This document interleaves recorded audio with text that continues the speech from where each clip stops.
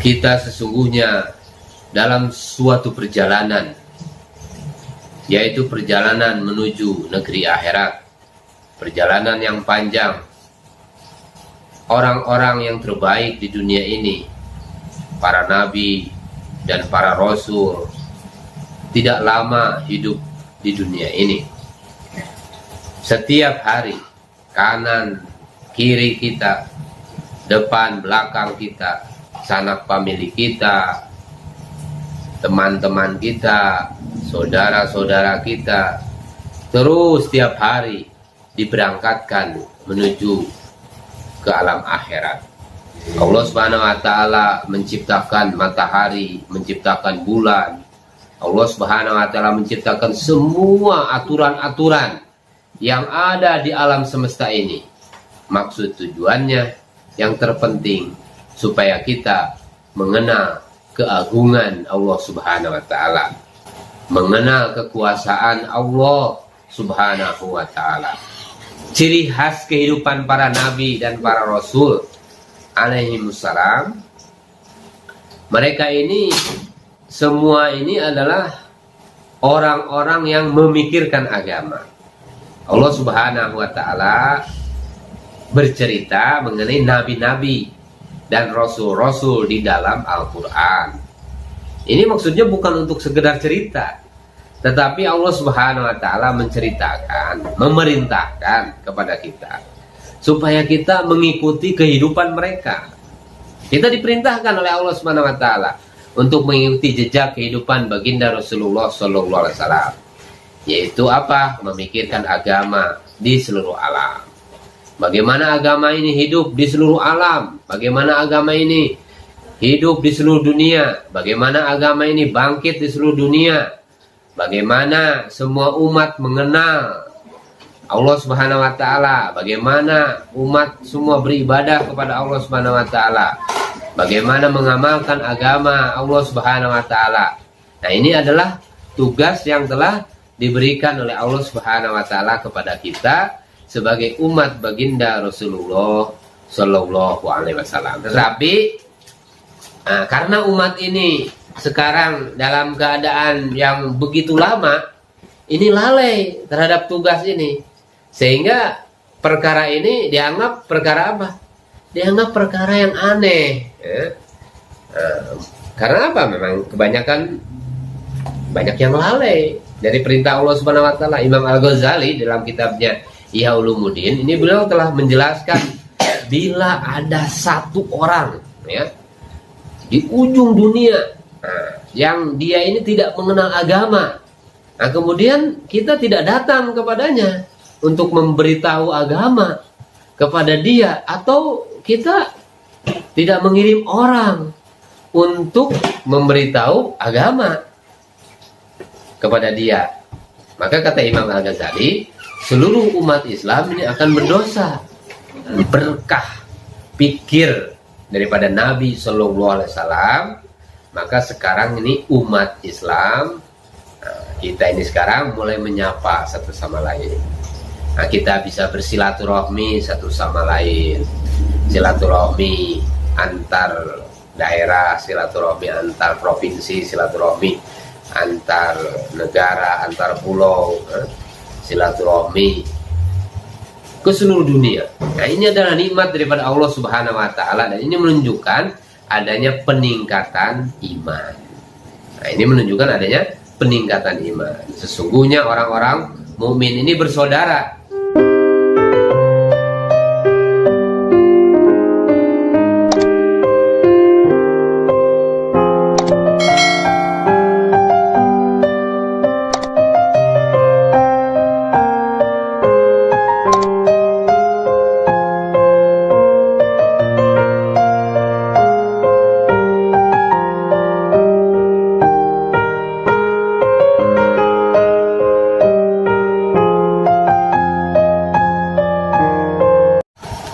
Allah Subhanahu wa taala telah menciptakan kita bukanlah untuk dunia ini.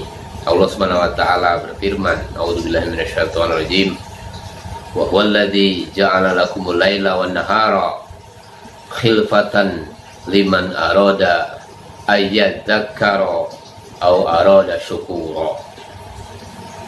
Artinya, dan dia Allah Subhanahu wa ta'ala yang menjadikan malam dan siang silih berganti bagi orang yang mau mengambil pelajaran atau orang yang mau bersyukur.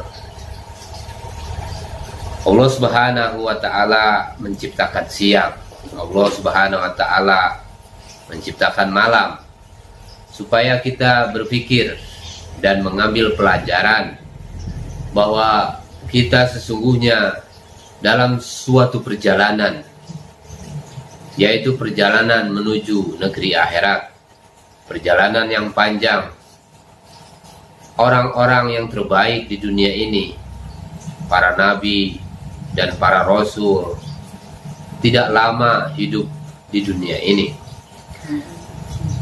Seharusnya kita mengambil satu kesimpulan bahwa Allah Subhanahu wa ta'ala telah menciptakan manusia bukan untuk dunia ini. Seumpama Allah Subhanahu wa ta'ala menciptakan manusia untuk dunia ini, tentu Allah Subhanahu wa ta'ala akan jadikan manusia ini kekal. Allah Subhanahu wa ta'ala akan jadikan manusia ini berlama-lama hidup di dunia. Tetapi nyatanya kita lihat setiap hari, kanan kiri kita, depan belakang kita, sanak famili kita, teman-teman kita, saudara-saudara kita, terus setiap hari diberangkatkan menuju ke alam akhirat. Untuk itulah saudara-saudara sekalian, kita harus berpikir apa maksud dan tujuan Allah Subhanahu wa ta'ala menghantar kita ke dunia ini. Yang bisa menjawab hanya Allah Subhanahu wa ta'ala sendiri. Tidak ada satu makhluk pun yang berhak untuk menjawab, karena tidak ada satu makhluk pun yang ikut menciptakan alam semesta ini. Allah Subhanahu wa ta'ala tidak membiarkan kita dalam kebingungan. Oleh karena itu, hadirin yang muliakan Allah Subhanahu wa ta'ala, Allah Subhanahu wa ta'ala mengutus para nabi dan rasul-rasul untuk memberitahu kepada kita apa maksud Allah Subhanahu wa ta'ala mengirim kita ke dunia ini. Baik, kita jelaskan secara singkat. Maksud yang pertama adalah supaya kita mengenal Allah Subhanahu wa ta'ala. Allahul ladzi khalaqa sab'a samawatin wa minal ardi mislahunna yatanazzalul amru bainahunna lita'alamu anna Allaha ala kulli syai'in qadir wa anna Allaha qad ahata bi kulli syai'in ilma. Allah Subhanahu wa ta'ala berfirman, artinya Allah lah yang menciptakan 7 lapis langit, dan seperti itu pula bumi. Perintah Allah Subhanahu wa ta'ala berlaku padanya agar kamu mengetahui bahwasanya Allah Subhanahu wa ta'ala Maha Kuasa atas segala sesuatu, dan sesungguhnya Allah Subhanahu wa ta'ala ilmunya benar-benar meliputi segala sesuatu. Allah Subhanahu wa ta'ala telah menciptakan 7 petala langit dan 7 petala bumi. Maksud tujuan yang terpenting supaya kita mengenal kekuasaan Allah Subhanahu wa ta'ala. Maksud tujuan yang terpenting supaya kita mengenal keagungan Allah Subhanahu wa ta'ala. Allah Subhanahu wa ta'ala menciptakan matahari, menciptakan bulan. Allah Subhanahu wa ta'ala menciptakan semua aturan-aturan yang ada di alam semesta ini. Maksud tujuannya yang terpenting supaya kita mengenal keagungan Allah Subhanahu wa ta'ala, mengenal kekuasaan Allah Subhanahu wa ta'ala. Hadirin saudara-saudara sekalian, dimanapun saudara-saudara berada, setelah kita mengenal keagungan dan kekuasaan Allah Subhanahu wa Ta'ala, maka datanglah tugas yang kedua. Wa ma khalaqtul jinna wal insa illa liya'budun. Nah, ini ayatnya. Artinya, dan aku tidak menciptakan jin dan manusia melainkan supaya mereka menyembahku. Nah, ini tugas yang kedua. Jadi tugas yang kedua setelah mengenal Allah adalah mengadakan hubungan kepada Allah Subhanahu wa Ta'ala. Yaitu dengan apa? Dengan beribadah kepada Allah Subhanahu wa Ta'ala, merengek-rengek kepada Allah Subhanahu wa Ta'ala, berdoa kepada Allah Subhanahu wa Ta'ala, bermunajat kepada Allah Subhanahu wa Ta'ala, berzikir kepada Allah Subhanahu wa Ta'ala. Hadirin saudara-saudara sekalian yang dimuliakan Allah Subhanahu wa Ta'ala, nah, datang tugas yang ketiga. Allah Subhanahu wa Ta'ala bercerita sekarang nih mengenai kehidupan para nabi dan kehidupan para rasul alaihimus salatu wassalam. Allah Subhanahu wa Ta'ala berfirman dalam Al-Quran, ulaikal ladzina hadallahu fabihudahum muqtadih. Nah, ini tugas yang ketiga. Ini tentang para nabi, para rasul. Mereka itu orang-orang yang telah diberi petunjuk oleh Allah Subhanahu wa Ta'ala. Maka ikutilah petunjuk mereka.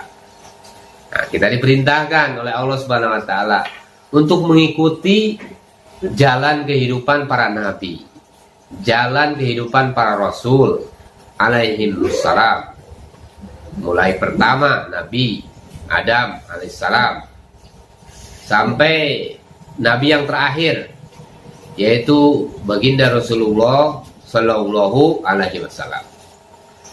Saudara-saudara sekalian yang dimuliakan Allah Subhanahu Wa Taala, ciri khas kehidupan para nabi dan para rasul alaihimussalam, mereka ini semua ini adalah orang-orang yang memikirkan agama. Nah, ini ada fikir agama, memikirkan umat. Ada fikir atas umat di tempatnya masing-masing.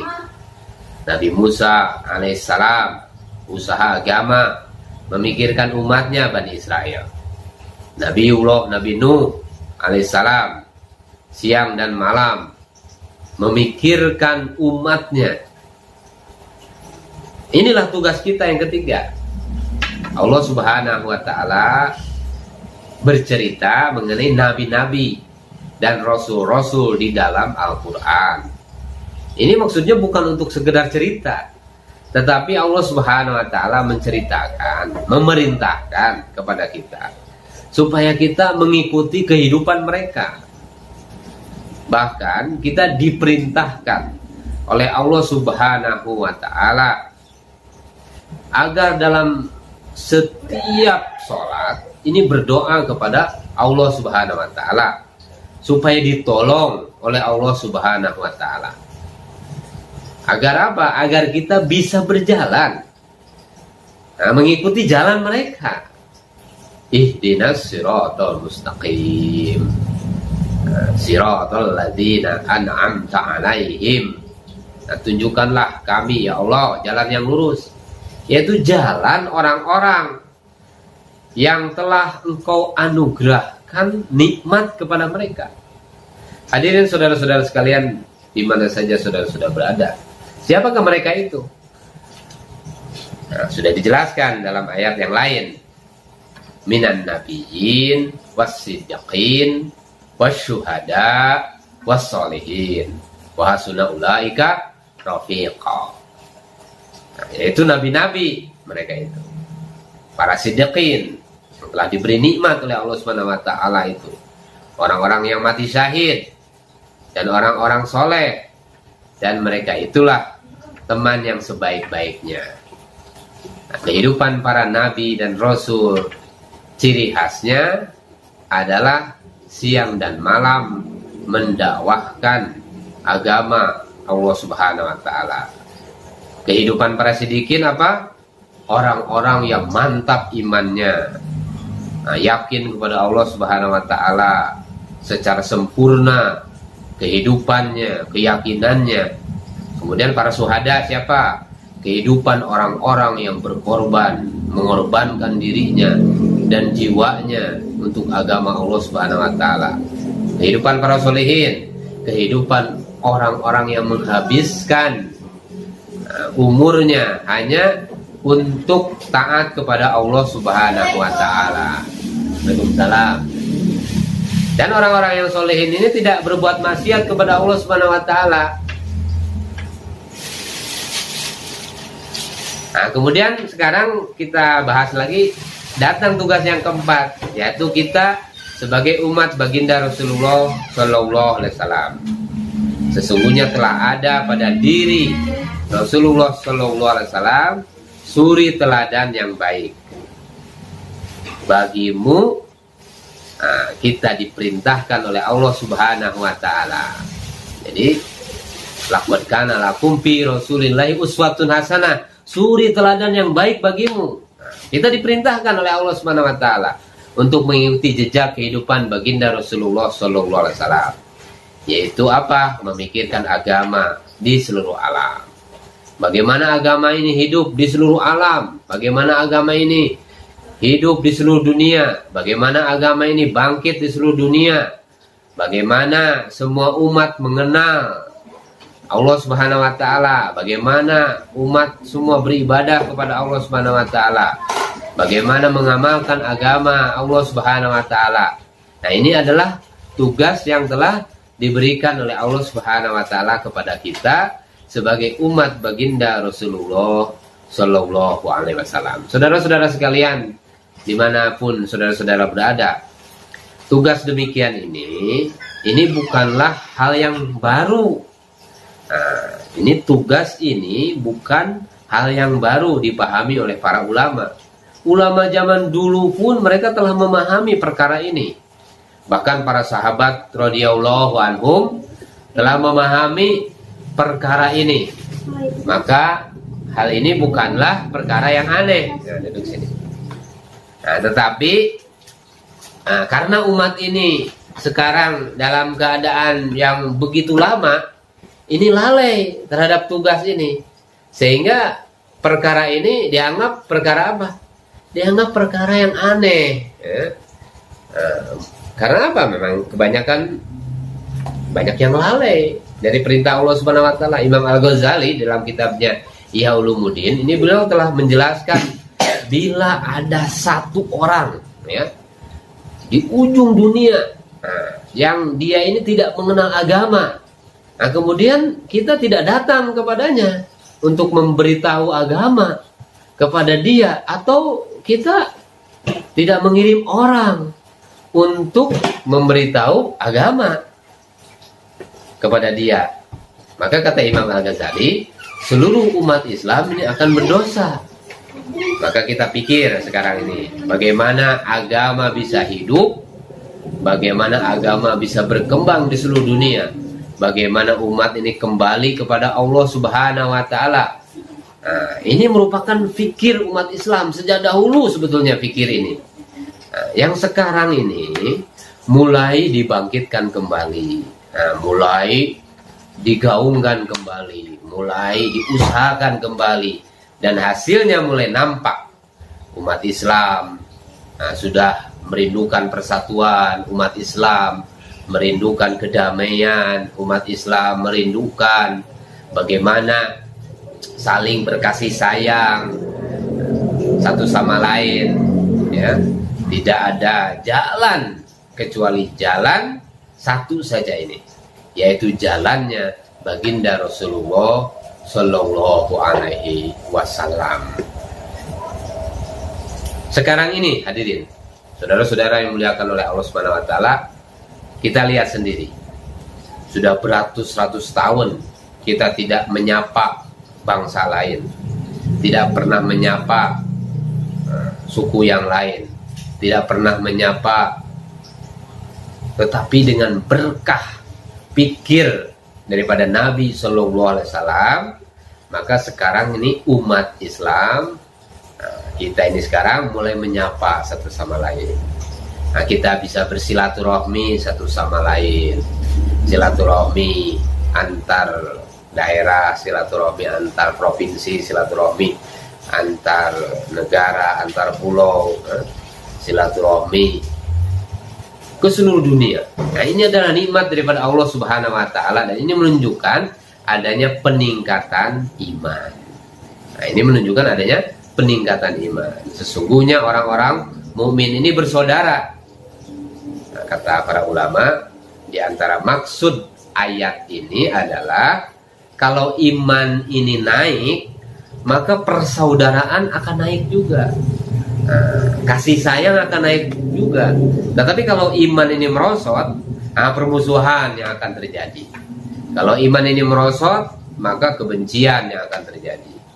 Nah, di saat yang baik ini hadirin, di tempat ini, nah, kita renungkan di dalam majelis yang mulia ini, nah, kita sama-samalah saling mengingatkan, nah, dan memohon kepada Allah Subhanahu wa taala supaya Allah Subhanahu wa taala sudi memandang kita dan umat Islam di seluruh dunia dengan pandangan rahmat, dengan pandangan kasih sayang, sehingga dimudahkan oleh Allah Subhanahu wa taala. Nah, untuk apa? Untuk kembali kepada jalan yang diridhoi oleh Allah Subhanahu wa taala, yaitu jalannya para nabi dan para rasul, jalannya baginda Muhammad sallallahu alaihi wasallam, jalannya para sahabat radhiyallahu anhum, jalannya ulama-ulama pendahulu kita, sehingga kita akan diberi kesuksesan oleh Allah Subhanahu wa taala di dunia dan di akhirat, sebagaimana kesuksesan yang Allah Subhanahu wa taala berikan kepada mereka yang telah mendahului kita.